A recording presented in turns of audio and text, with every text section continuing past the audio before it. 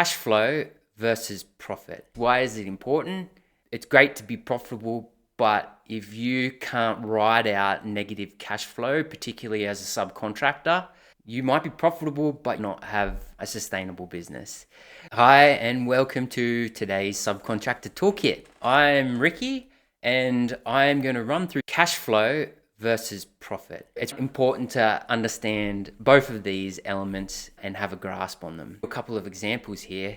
If you were to price a project quite tight and kept the margin, so your profit at say 3%, then with retention, if you're working for main contractors at 5%, even though you're profitable on the job, you've built to the program, you've resourced it as per the estimate, when the dust is settled, you will be profitable on the job at your 3%. However, because the main contractor is holding 5% retention, you will not see any of this profit throughout the duration of the job until first retention release or second retention release.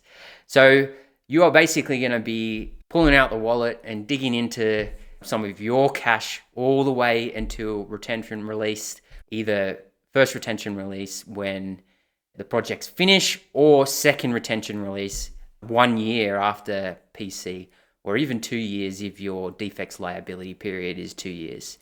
So profitable job, but cash flow negative the whole job. Let's talk a little bit more about subcontractor cash flow. So the way that the construction industry works in the UK, the subcontractors will be doing the work, will be paying for labor, paying for materials, for example, potentially paying other bills before you get paid. So you will be, generally speaking, negative cash flow at the start of the job. Even if you're profitable, at some point in the job, you'll become more cash flow positive. You'll get ahead of the cash flow more than likely towards the end of the job or at the end of the job.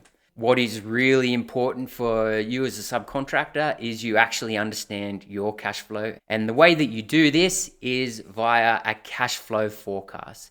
So creating a cash flow forecast is basically listing all your incomings, when you get paid, how much you get paid, versus all your outgoings, when you pay your labor, how much they get paid.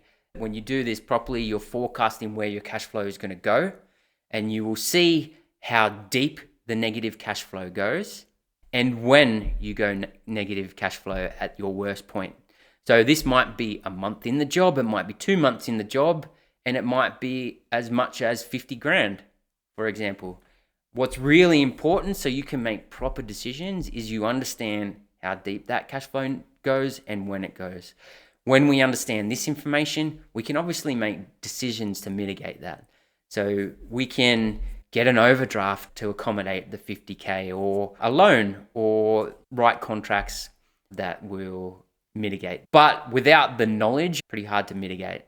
In fact, if you are having those sleepless nights, wondering why your bank balance is going negative, but knowing that you're profitable, you really need a cash flow forecast to understand and help you make proper informed decisions on your business and your cash flow.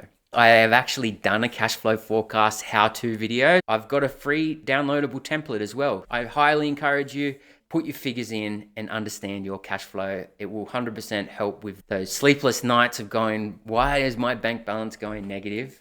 And it will help you make informed decisions as well. So profit and cash flow kind of need to be managed separately. They go off on their own tangents, but get the data, do the cash flow forecast and understand your cash flow and help you make informed decisions. Thanks for watching. If you want to see more of our videos with genuine practical help for subcontractors, be sure to give me a like here, subscribe to our channel, and make sure that you get notified when we create a new video. Thank you, and I'll see you in the next one.